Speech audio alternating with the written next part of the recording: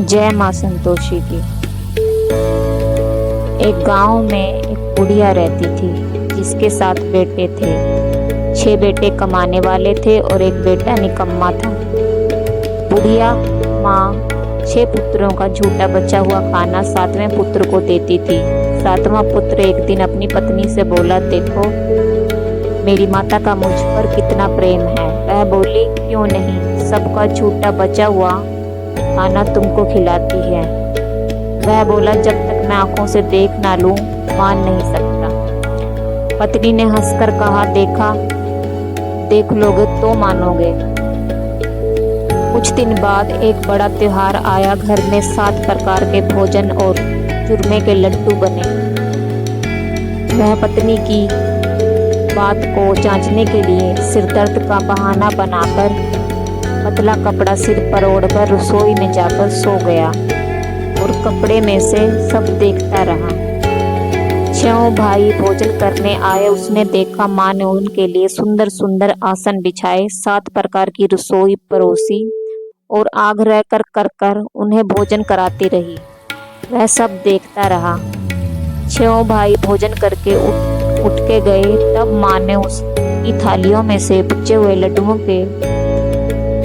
उसकी माँ ने जूठी थालियों में पड़े हुए लड्डू के टुकड़ों से एक लड्डू बनाया। चूटन साफ करके फिर अपने बेटे को पुकारा कि आजा, तेरे भाइयों ने तो भोजन कर लिया है, तू भी आकर उठकर भोजन कर ले।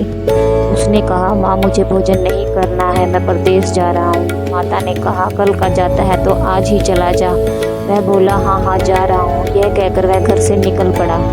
चलते चलते उसे अपनी पत्नी की याद आई। वह गौशाला में थी, कंडे थाप रही थी। वहां जाकर वह बोला, मेरे पास तो कुछ भी नहीं है, ये अंगूठी है, सो ले लो, अपनी कोई निशानी भी मुझे दे। तो वह बोली, मेरे पास क्या है, कुछ भी नहीं है, यह गोबर भरा हाथ है। यह कहकर उसकी पत्नी ने गोबर के हाथ की थाप उसकी कमर पर मार दी। वह चल दिया। चलते चलते दूर देश में पहुंचा। वहां एक साहूकार की दुकान थी। उसे साहूकार के यहाँ नौकरी मिल गई। वहाँ वह दिन रात काम करने लगा। कुछ दिन में दुकान का लेन देन, हिसाब किताब, ग्राहकों को माल बेचना, सारा काम करना। साहूकार के साथ 8 नौकर थे। वे सब चक्कर खाते थे, लेकिन उसने अपनी लगन, परिश्रम, ईमानदारी से सभी को पीछे छोड़ दिया। उसे अपने किए का फल मिला। सेठ ने उसका काम देखकर उसे 3 महीने में ही मुनाफे में साझेदार बना लिया। परिश्रम करते करते 2 वर्ष में वह नगर का नामी सेठ बन गया। सेठ अपना सारा कारोबार उस पर छोड़कर बाहर चला गया। इधर उसकी पत्नी पर क्या बीती वह सुने। सास ससुर ने उसे दुख देने लग गए। गृहस्थी का काम करवाकर उसे लकड़ी लेने जंगल में भेजते थे। इसी बीच घर की रोटियों के आटे में जो भूसी बचती थी उसकी रोटी बनाकर उसके लिए रख दी जाती थी और फूटे नारियल की नरेली में पानी दिया जाता था। इस तरह दिन बीतते गए।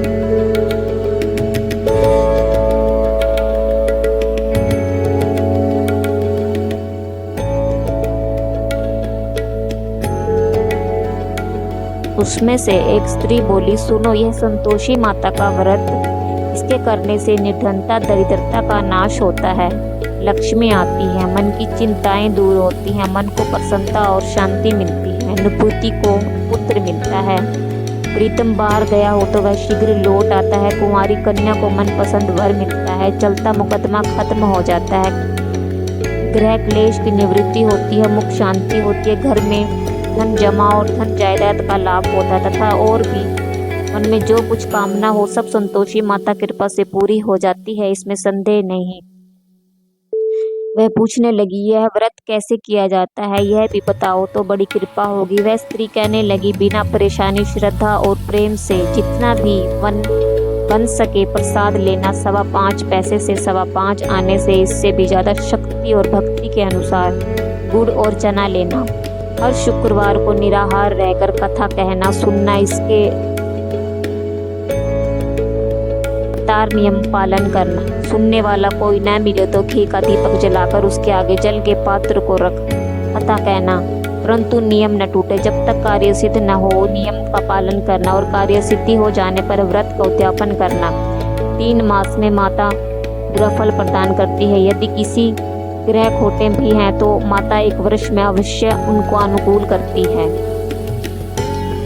कार्य सिद्ध होने पर उद्यापन करना चाहिए, बीच में नहीं। उद्यापन में 2.5 सेर आटे का खाजा तथा इसी अनुसार खीर तथा चने का साग बनाना, 8 बच्चों को भोजन कराना, जहाँ तक मिले देवर जेठ भाई बंधु कुटुंब के लड़के लेना, ना मिले तो रिश्तेदार और पड़ोसियों के लड़के बुलाना, उन्हें भोजन कराकर यथाशक्ति दक्षिणा देना, माता का नियम पूरा करना। ध्यान रखना उस दिन घर में कोई खटाई ना खाई है। सुन वहाँ से चलती। रास्ते में लकड़ी के बोझ को बेच दिया और उसने उन पैसों से गुड़ चना ले लिया। माता के व्रत की तैयारी कर आगे चली। रास्ते में संतोषी माता के मंदिर में जा माता के चरणों में लौटने लगी, विनती करने लगी, माँ मैं दीनहीन हूँ, निपुट हूँ, मूर्ख हूँ, व्रत के नियम कुछ नहीं जानती, मैं बहुत दुखी हूँ। हे माता मेरा दुख दूर कर लो, मैं तेरी शरण में हूँ। माता को दया आई। एक शुक्रवार बीता, दूसरे शुक्रवार को उसके पति का पत्र आया तो तीसरे शुक्रवार को उसका भेजा हुआ पैसा आ पहुंचा। यह देखकर जेठानी मुंह सिकोड़ने लगी। इतने दिनों बाद इतना पैसा आया, इसमें क्या बड़ाई है। लड़के ताने देने लगे। काकी के पास अब पत्र आने लगे, रुपया आने लगा। अब तो काकी की खातिर बढ़ेगी, अब तो काकी बुलाने से भी नहीं बोलेगी। बेचारी सरलता से कहती, भैया पत्र आए, रुपया आए तो हम सबके लिए अच्छा है। ऐसा कहकर आंखों में आंसू भरकर संतोषी माता के मंदिर में जा। पैसा नहीं मांगा, मुझे पैसे से क्या काम, मुझे तो अपने सुहाग से काम है। मैं तो अपने मन स्वामी के दर्शन और सेवा मांगती हूँ। तब माता ने प्रसन्न होकर कहा, जा बेटी, तेरा स्वामी जल्दी ही आएगा। यह सुन खुशी से बावली होकर वह घर आकर काम करने लगी। संतोषी माँ विचार करने लगी, इस भोली पुत्री से मैंने कह तो दिया कि तेरा पति शीघ्र आएगा, पर आएगा कहाँ से। वह तो इसे स्वप्न में भी याद नहीं करता। उसे इसकी याद दिलानी तो मुझे ही जाना पड़ेगा। संतोषी माता ने उस बुढ़िया के बेटे को स्वप्न में समझाया, पुत्र तेरी घरवाली कष्ट उठा रही है। यह बोला, हाँ माता यह तो मुझे भी मालूम है, परंतु क्या करूं, कहाँ कैसे जाऊं मैं। परदेश की बात है, लेन देन का सारा हिसाब किताब है, कोई जाने का रास्ता नजर नहीं आता। आप ही कोई राय दिखाएं कि मैं कैसे जाऊं। ले घी का दीपक जल, दंडवत और दुकान पर जा बैठना। देखते देखते तेरा लेन देन चुक जाएगा, जमा माल बिक जाएगा, सांझ होते होते धन का ढेर लग जाएगा। वह अगले दिन सुबह जल्दी उठा। उसने अपने मित्र बंधुओं परिचितों से स्वप्न में माता द्वारा कही गई बात कह सुनाई। वह सब उसकी बात सुनकर उसकी खिल्ली उड़ाने लगे। वह कहने लगे कि कहीं भी सपने की बात सच्ची नहीं होती है। एक बूढ़ा व्यक्ति बहुत समझदार था। वह बोला, देखो भाई, मेरी बात मानो, इस तरह सांच या झूठ कहने के बदले देवता ने जैसा कहा वैसा ही करना, तेरा क्या जाता है। बूढ़े की बात मानकर नहा धोकर उसने संतोषी माता को प्रणाम किया। फिर घी का दीपक जलाकर दुकान पर जा बैठा। शाम तक धन का ढेर लग गया। वह हैरान हो गया। मन में संतोषी माता का नाम ले प्रसन्न हो घर जाने के वास्ते गहना कपड़ा सामान खरीदने लगा। सब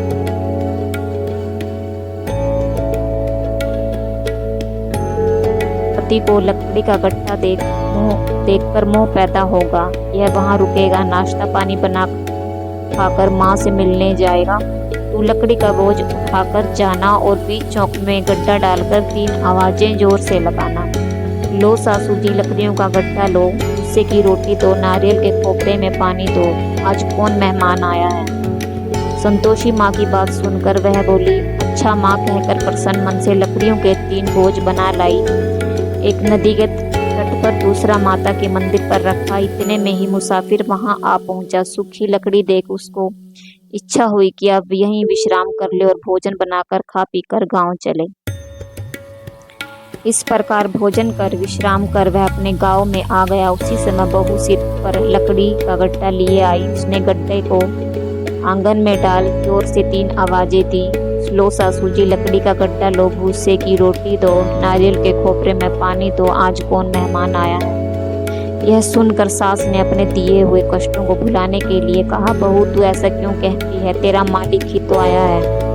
बैठ, मीठा भात खा कर कपड़े गहने पहन। पत्नी की आवाज़ सुनकर उसका स्वामी बाहर आया और उसके हाथ में पहनी अंगूठी देख व्याकुल हो गया। उसने माँ से पूछा, माँ यह कौन है? माँ बोली, बेटा तेरी पत्नी ही तो है। आज 12 वर्ष हो गए जब से तू गया है, तब से सारे गांव में जानवर की तरह भटकती फिरती है, काम काज कुछ करती नहीं है, 4 समय आकर खा जाती है। अब मुझे देखकर भूसे की रोटी और नारियल का खोपरे में पानी मांगती है। वह बोला, माँ मैंने इसे भी देखा है और तुम्हें भी। मुझे दूसरे घर की चाबी दो, मैं उसमें रहूँगा। ठीक है बेटा, जैसी तेरी मर्जी, कहकर माँ ने चाबी का गुच्छा बेटे के सामने रख दिया। उसने दूसरे घर को खोलकर सारा सामान जमाया। एक ही दिन में वह घर राजा के महल जैसा ठाट बाट वाला बन गया। अब क्या था, वह सुख भोगने लगी। अगला शुक्रवार उसने पति से कहा, मुझे संतोषी माता का उद्यापन करना है। पति बोला, बहुत अच्छा, खुशी से कर लो। वह उद्यापन की तैयारी करने लगी। जेठ के लड़कों को भोजन के लिए कहने गई। उन्होंने मंजूर किया, परंतु पीछे से जेठानी ने अपने बच्चों को सिखलाया, देखो रे, भोजन के समय सब लोग खटाई मांगना, जिससे उसका उद्यापन पूरा। लड़के भोजन करने आए, खीर पेट भरकर खाई, परंतु बात याद आते ही कहने लगे, हमें कुछ खटाई खाने दो, खीर खाना, हमें भात नहीं खाना। देखकर अरुचि होती है। लड़के उठ बोले, पैसे लाओ। बोली बहू कुछ जानती न थी, उन्हें उसने पैसे दे दिए। लड़कों ने बाहर जाकर उन पैसों से इमली खरीदी और खाई। यह देखकर बहू पर माता जी ने कोप किया। राजा के दूत उसके पति को पकड़ कर ले गए। अब सब मालूम हो जाएगा जब जेल की रोटी खाएगा। बहू से यह वचन सहन नहीं हुआ। वह संतोषी माता के मंदिर में गई और कहने लगी, माता तुमने यह क्या किया? हंसाकर क्यों रुलाने लगी हो? माता बोली, पुत्री तुमने मेरा व्रत भंग किया है, इतनी जल्दी सब बातें भुलाती। वह बोली, माता भूली तो नहीं हूँ, ना कुछ अपराध किया है, मुझे तो लड़कों ने भूल में डाल दिया, मुझे क्षमा करो माँ। माँ बोली, ऐसी भूल कभी क्षमा नहीं होती है। वह बोली, अब कोई भूल नहीं होगी, अब बताओ मेरे पति कैसे आएंगे? माँ बोली, पुत्री जा, तेरा पति तुझे रास्ते में ही आता मिलेगा। वह मंदिर से निकलकर बाहर आई तो रास्ते में उसे अपना पति आता हुआ मिला। उसने पूछा कि कहाँ गए थे? वह बोला, इतना धन जो कमाया है उसका कर राजा ने मांगा था, वह भरने गया था। वह प्रसन्न होकर बोली, भला हुआ, अब घर चलो। फिर अगला शुक्रवार आया। वह बोली, मुझे माता का उद्यापन करना है। पति ने कहा, ठीक है करो। फिर वह जेठ के लड़कों से भोजन को कहने गई। जेठानी ने लड़कों को सिखा दिया कि तुम पहले ही खटाई मांगना। लड़के भोजन करने बैठे, लेकिन भोजन करने से पहले ही कहने लगे, हमें खीर पूरी नहीं भाती, जी बिगड़ता है कुछ खटाई खाने को। तो यह बोली, खटाई खाने को नहीं मिलेगी, खाना है तो खाओ। उनके उठकर चले जाने पर उसने ब्राह्मणों के लड़कों को बुलाकर भोजन करवाया। दक्षिणा की जगह उन्हें एक एक फल दिया। इससे संतोषी माता प्रसन्न हो गई। माता की कृपा से 9 माह बाद उसको चंद्रमा के समान एक सुंदर पुत्र प्राप्त हुआ। पुत्र को लेकर वह प्रतिदिन संतोषी माता के मंदिर में जाने लगी। माँ ने सोचा कि यह रोज आती है, आज क्यों ना मैं ही इसके घर चलूं, इसका आसरा तो देखूं तो सही। यह विचार कर माता ने भयानक रूप बनाया। गुड़ और चने से सना मुख, ऊपर से मुंड के समान होठ, उस पर मक्खियां भिनभिना रही थी। दहलीज पर पैर रखते ही उसकी सास चिल्लाई, देखो रे, कोई चुड़ैल डाकनी चली आ रही है, लड़कों इसे भगाओ, नहीं तो इसको सबक सिखाओ। बहू रोशनदान से देख रही थी। वहीं वह प्रसन्न हो उठी, आज मेरी माता मेरे घर आई है। यह कहकर दूध पीते बच्चे को गोद से उतार दिया। इस पर उसकी सास को क्रोध में भरकर बोली, अरे रांड, इसे देखकर कैसी उतावली हुई जो बच्चे को भी पटक दिया। इतने में माँ के प्रताप से जहाँ देखो वहाँ लड़के ही लड़के नजर आने लगी। वह बोली, माँ जी, मैं जिनका व्रत करती हूँ यह वही संतोषी माता है। इतना कहकर उसने झट से घर के सारे किवाड़ खोल दिए। सबने माता के चरण पकड़ लिए और विनती कहने लगे, हे माता, हम मूर्ख हैं, अज्ञानी हैं, तुम्हारे व्रत की विधि हम नहीं जानते, तुम्हारा व्रत भंग करना हमने बड़ा अपराध किया है। माता, आप हमारे अपराधों को क्षमा करें। इस प्रकार बार बार कहने पर संतोषी माता प्रसन्न हुई। इसके बाद उसकी सास कहने लगी, हे संतोषी माता, अपने बहू को जैसा फल दिया है वैसा सबको देना। ये कथा सुने, पढ़ें और सबका मनोरथ पूर्ण हो। जय संतोषी माता।